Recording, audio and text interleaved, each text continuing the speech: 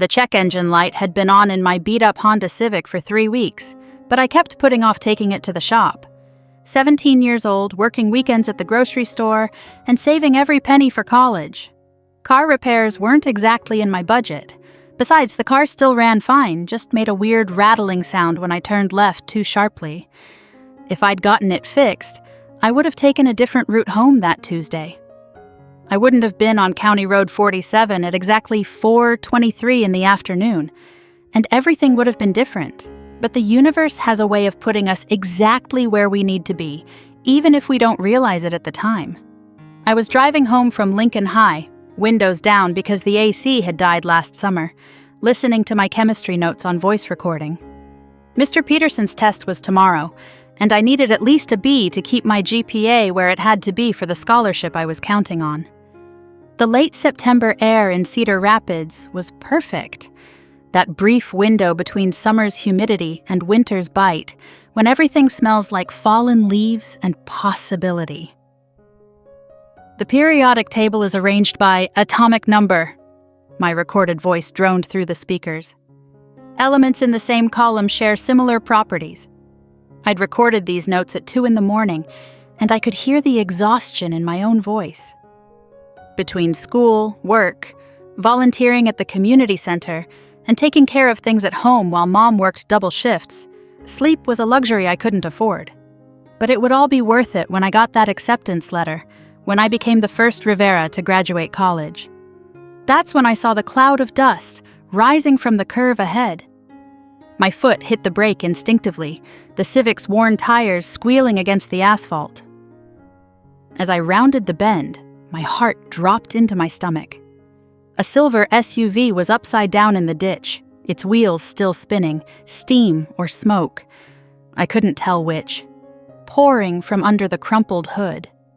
Fresh skid marks traced a violent path from the road to where the vehicle had come to rest against a fence post. For a second, maybe 2, I just sat there, frozen. My brain couldn't quite process what I was seeing. This was real life, not a movie. Things like this didn't happen on my boring drive home from school. The chemistry notes kept playing. Noble gases are stable because they have full outer electron shells. Then I saw movement through the shattered driver's side window, a weak, fluttering hand. And in that instant, the world of GPAs and chemistry tests vanished. A different voice took over, one I recognized by heart even after all these years. My dad's voice, "You help." It was that simple. Everything inside me shifted into a different gear. I pulled over, threw the car in park without even turning off the engine, and ran. My backpack bounced against my spine as I half slid down the embankment, my Converses struggling for grip on the loose gravel. The smell hit me as I got closer. Gasoline, hot metal, and something chemical and wrong. Burning plastic mixed with the acrid fuel smell, creating a toxic cocktail that made my eyes water. As I dropped to my knees beside the overturned vehicle, I could feel the intense heat radiating from the engine compartment against my face. Glass crunched under my jeans, sharp gravel-like fragments embedding themselves in the fabric. "Hello, can you hear me?" I called out, dropping to my knees beside the overturned vehicle. My hands were already reaching for the phone in my pocket to call 911, but something told me there wasn't time to wait. Through the spider-webbed windshield, I could see the driver. A woman, maybe my mom's age, hanging upside down in her seatbelt. Blood was running from a cut on her forehead, following gravity in a way that made my stomach turn. Her eyes were open but unfocused, and she was mumbling something I couldn't make out. Her hands were moving weakly, trying to reach for something. Her phone, I realized, which was lying on the ceiling just out of reach. "Ma'am, I'm here to help," I said, trying to keep my voice calm even though my hands were shaking. "Can you tell me your name?" "Grace," she whispered. "Grace? My daughter. Is she—" I did a quick scan of the vehicle. No car seat, no other passengers. Just a briefcase that had spilled its contents across the inverted roof. Papers scattered like oversized confetti. "You're alone in the car, ma'am. It's just you. I'm going to get you out, okay?" That's when I noticed the smoke getting thicker, darker. And underneath the chemical smell, something else. the acidic scent of electrical burning. In my chemistry class, we'd learned about lithium-ion batteries and thermal runaway. Once that process started, the reaction was self-sustaining, generating more and more heat until... "We need to move fast," I said, more to myself than to her. I tried the driver's door first, jammed. The frame was bent from the impact, and no amount of pulling would budge it. The passenger door was pressed against the ground. Panic started creeping up my throat like bile. Through the cracked windshield, I could see the engine compartment, see the orange glow beginning to flicker beneath the smoke. Think, Jasmine. What would Dad do right now? My father had been a volunteer firefighter before he passed, and he'd drilled safety into me since I could walk. "Always have a plan," he used to say. "Panic kills more people than fire." I could almost hear his voice, calm and steady, the way it had been when he'd taught me to change a tire, to check my oil, to be prepared for emergencies.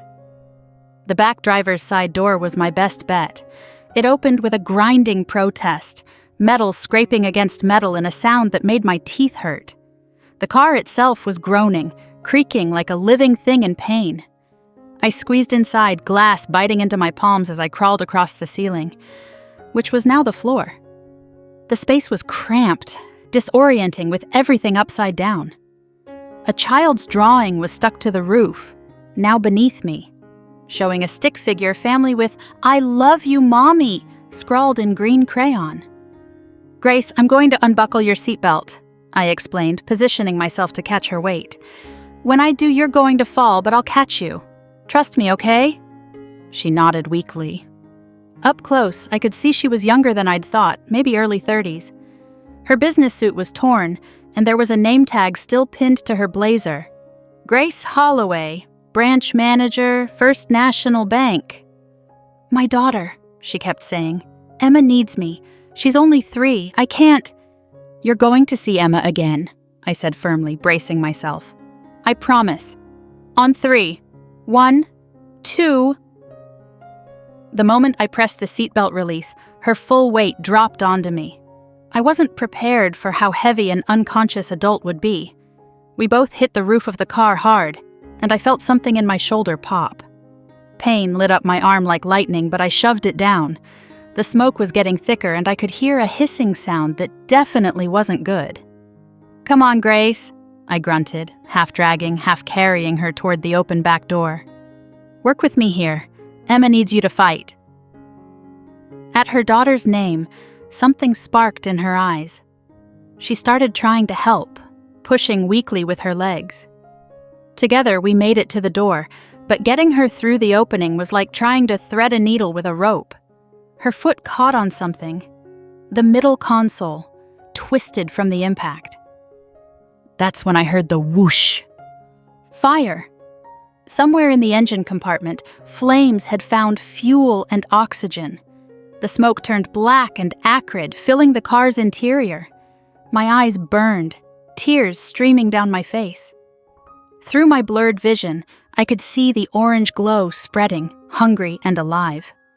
"No, no, no," I muttered, pulling harder. Grace screamed as something gave way. Her shoe came off, but her foot came free. We tumbled out of the vehicle onto the grass, me backward with Grace on top of me, both of us gasping for clean air. "Move!" I screamed, scrambling to my feet and hauling her up with strength I didn't know I had. My shoulder was screaming, but adrenaline is an amazing thing. "We have to move now!" We'd made it maybe 20 feet when the fire found the gas tank. The explosion wasn't like in the movies.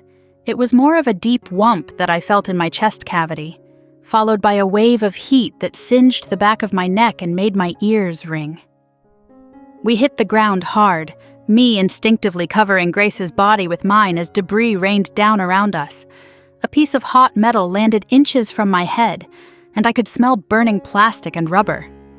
When I finally looked up, the SUV was fully engulfed in flames, black smoke billowing into the clear September sky.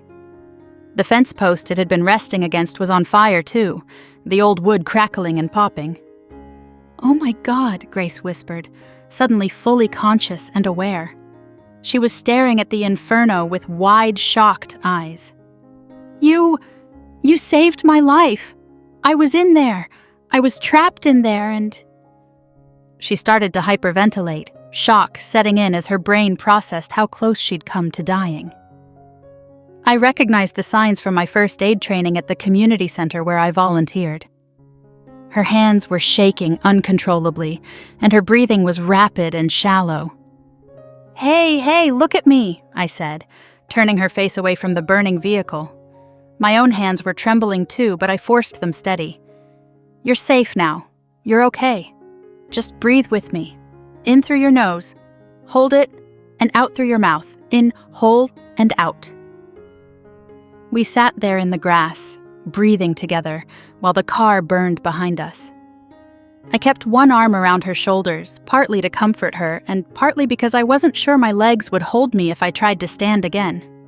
"What's your name?" she asked finally, her voice shaky but steadier. "Jasmine," I replied. "Jasmine Rivera. I'm a senior at Lincoln High." "You're just a kid," she said, fresh tears spilling down her cheeks. "You're just a kid and you ran toward the fire. Why? Why would you risk—" I thought about it for a moment, still holding her hand as we sat in the grass waiting for help. The answer came from somewhere deep, somewhere I usually kept locked away. My dad was a firefighter. He died when I was 12, not in a fire but from cancer. The chemicals, they think. But before he got sick, he used to tell me stories about his calls. And he always said the same thing, that the worst feeling in the world wasn't fear or pain. It was knowing you could have helped someone and choosing not to. Grace squeezed my hand tighter. "Your father sounds like he was an amazing man." "He was," I said, feeling tears prick my own eyes now. "He would have been faster than me, known exactly what to do. But he also would have said that showing up is 90% of heroism. The other 10% is just not letting go." Sirens wailed in the distance, growing closer. Someone must have called 911, probably one of the cars that had passed while we were in the ditch.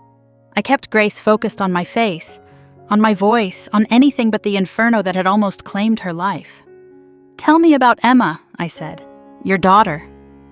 Grace's face transformed at her daughter's name. "She's 3.5, obsessed with butterflies right now. Everything has to have butterflies on it. Her clothes, her backpack, even her toothbrush. She makes me read The Very Hungry Caterpillar every single night." Her voice cracked. "I almost wasn't going to see her again. I almost—" "But you are," I interrupted firmly. "You're going to read her that book tonight, and tomorrow night, and the night after that, and the night she's sick, and the night she's scared. Every night you're lucky enough to tuck her in." The first police car arrived 3 minutes later, followed by an ambulance and a fire truck. The scene transformed from quiet countryside to controlled chaos in seconds. Paramedics swarmed around us, checking vitals, asking questions. One of them, a woman with kind eyes and steady hands named Sheila, wrapped a blanket around my shoulders and made me sit on the ambulance bumper. "That was incredibly brave what you did," she said, cleaning the cuts on my palms with gentle efficiency.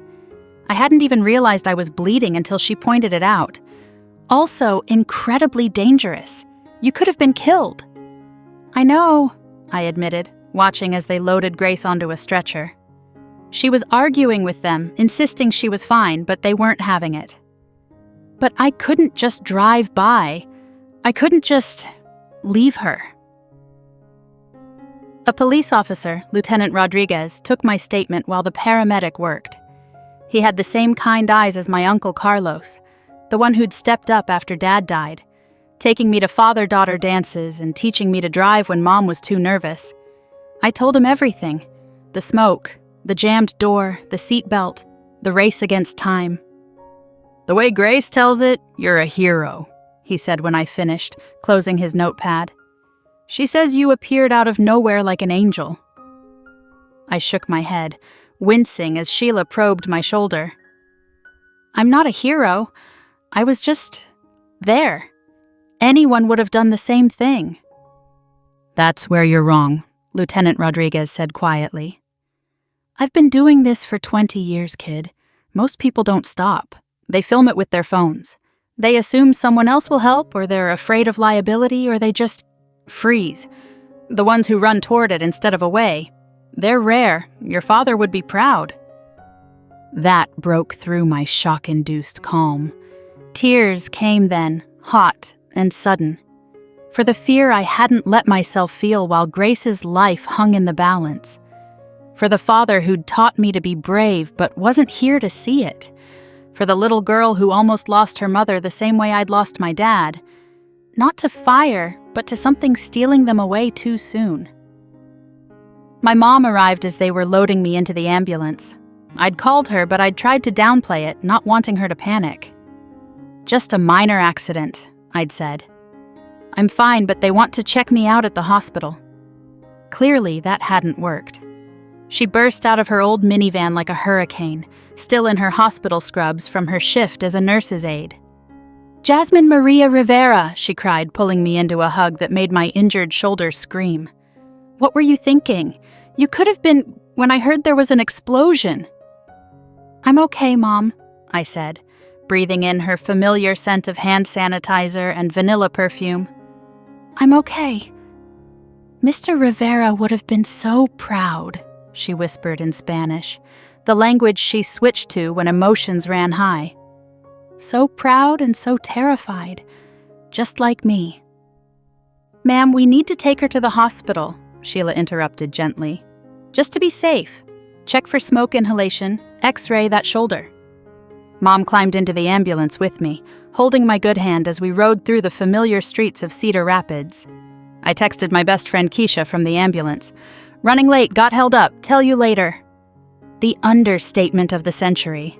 At Cedar Rapids General, they ran what felt like 100 tests.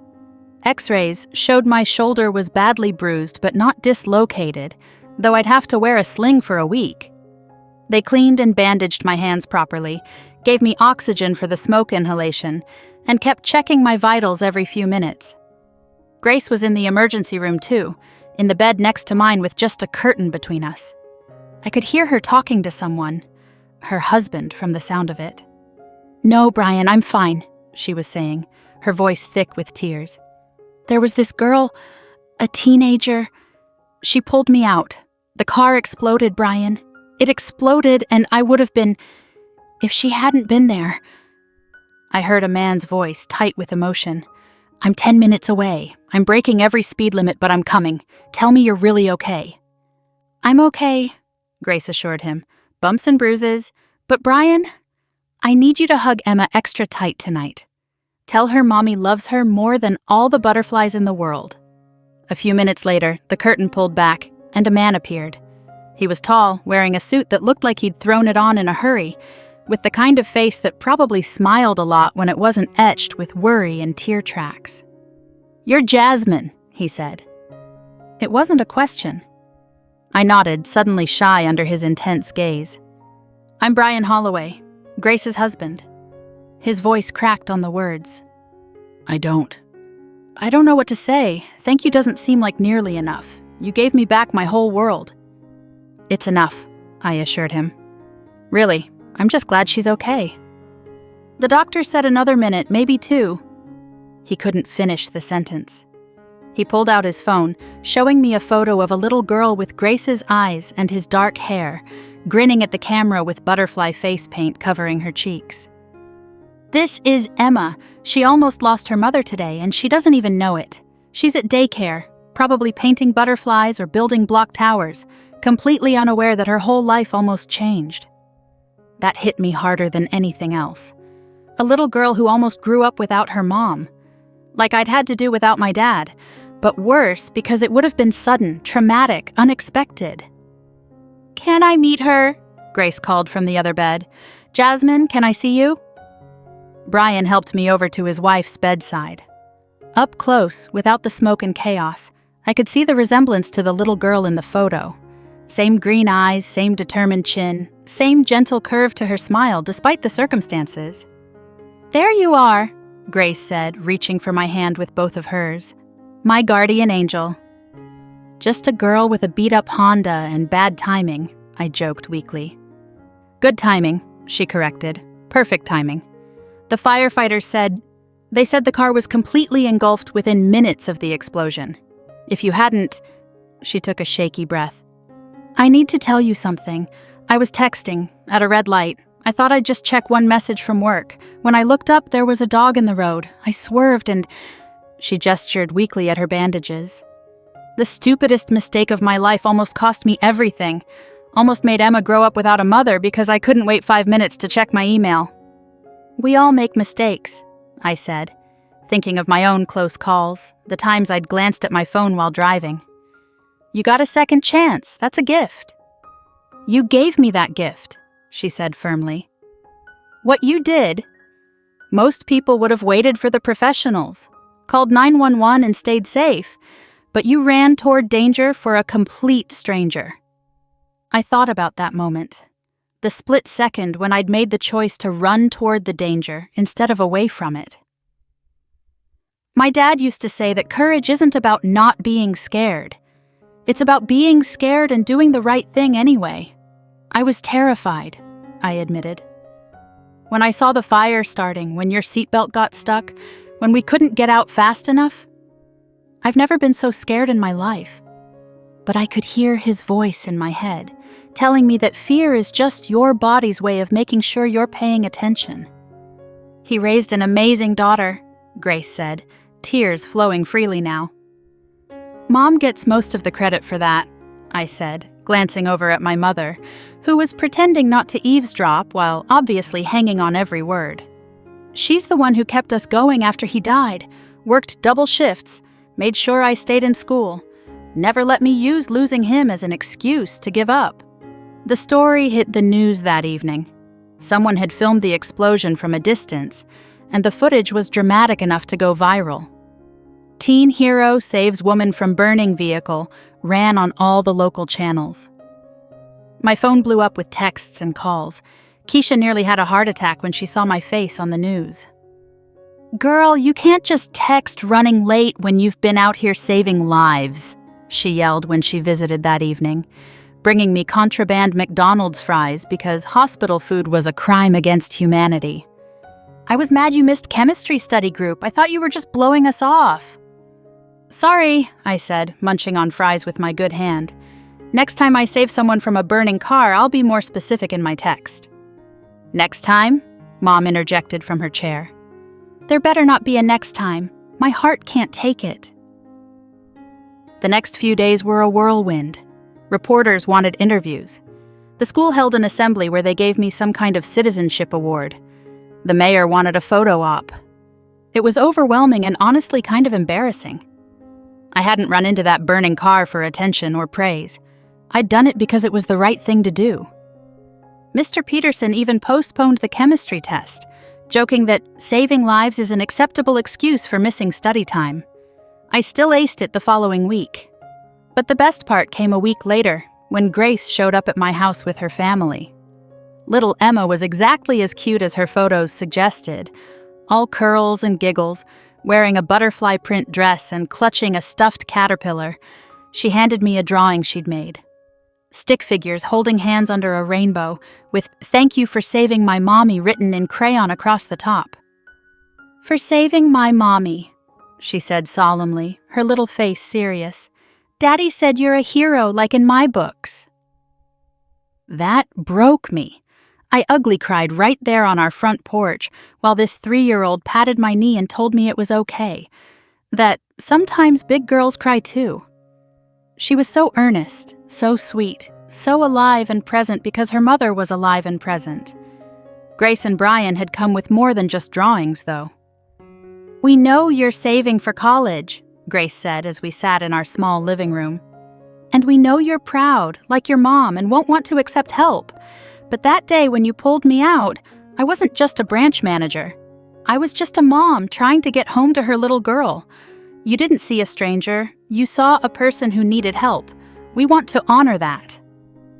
She paused, looking at Brian, who nodded encouragingly. So, Brian and I want to set up a scholarship fund. Not just for you, but in your name.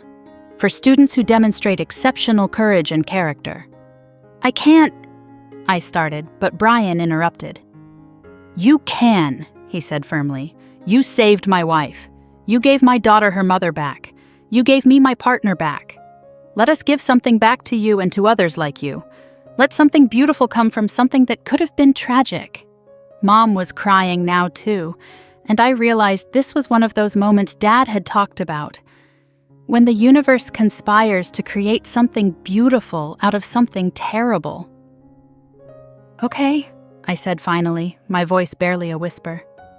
"But only if we can name it after my dad, too. The Miguel Rivera Jasmine Rivera Scholarship for Courage and Character." "Perfect," Grace said. "Absolutely perfect." The scholarship ended up covering my entire tuition at State University. But more than that, it connected me to a new extended family. Grace became like an aunt to me, someone I could talk to about anything. She'd text me funny memes during finals week and send care packages full of homemade cookies and butterfly-themed stickers from Emma. Emma decided I was her hero and dressed up as me for Halloween that year, complete with a toy fire extinguisher and a cape made from an old Honda car cover Brian found online. Grace also kept her promise to herself after the accident. She became a vocal advocate for safe driving, speaking at schools about the dangers of distracted driving. She'd always end with the story of her rescue, of how a 17-year-old girl's split-second decision gave her the chance to make things right. "Every time you pick up your phone while driving," she'd say, "you're gambling with your life and the lives of others. I got lucky. I got Jasmine. But there aren't enough Jasmines in the world to save everyone. Be your own hero. Put the phone down." At my high school graduation, I had a whole cheering section. Mom, of course, and Keisha. But also Grace, Brian, and Emma, who held a sign saying, "My hero is graduating." Lieutenant Rodriguez came, and Sheila the paramedic. Even some of the firefighters who'd responded to the scene showed up. They'd adopted me as a sort of honorary member of their family. "You've got the heart for this work," Captain Foster told me. "If you ever want to follow in your dad's footsteps, we'd be proud to have you." I thought about it. But in the end, I chose a different path. Pre-med with a focus on emergency medicine. I wanted to be the person who helped after the rescue, who put people back together. Someone like Sheila, who'd kept me calm when the adrenaline wore off and the reality of what had happened hit me. The Honda finally died for good the summer after graduation. The check engine light had been warning me about a cracked engine block, and it gave up the ghost in the Walmart parking lot with a dramatic cloud of steam and a grinding noise that made everyone in a 50-foot radius turn and stare. "You served well, old friend," I said, patting its faded hood one last time. Grace and Brian surprised me with a used but reliable Toyota Camry for college. "No check engine lights," Grace said with a wink. "We checked 3 times. "And it has working airbags," Brian added, "and anti-lock brakes, and every safety feature we could find." College was everything I'd hoped, and more. I threw myself into my studies, volunteer work at the campus EMS service, and building a future I knew would make my parents proud. The full-ride scholarship meant I could focus on learning instead of working 3 jobs like I'd planned. I could actually attend study groups instead of always missing them for shifts at the grocery store. But I never forgot that Tuesday afternoon on County Road 47. How could I? It was the day everything changed. Not just for Grace and her family, but for me too. It was the day I learned that courage isn't the absence of fear. It's acting in spite of it. That sometimes we're put in exactly the right place at exactly the right time. And what we do in those moments defines us. 5 years later, I was in my 2nd year of residency when I got a text from Grace. It was a photo of Emma, now 8 years old, standing in front of a fire truck at a career day presentation. "She says she wants to be a firefighter," Grace wrote. "Says she wants to save people like Jasmine saved Mommy. You started something that day. Something that keeps rippling outward." I thought about my dad then, about the lives he'd touched in his too short time with us, about how one act of courage can inspire another, and another, creating chains of kindness and bravery that stretch across years and generations. That night, exhausted after a 12-hour shift in the ER, I called Mom. "Just wanted to hear your voice," I said. "Rough day, mija?" "No," I said, thinking about the lives I'd helped save that day, the families kept whole. A kid with a severe allergic reaction who'd come in barely breathing. An elderly man whose heart we'd restarted after it stopped in the waiting room. A car accident victim who reminded me too much of Grace. A good day, a really good day. "Your father would be so proud," she said softly, as she always did when I called after hard shifts.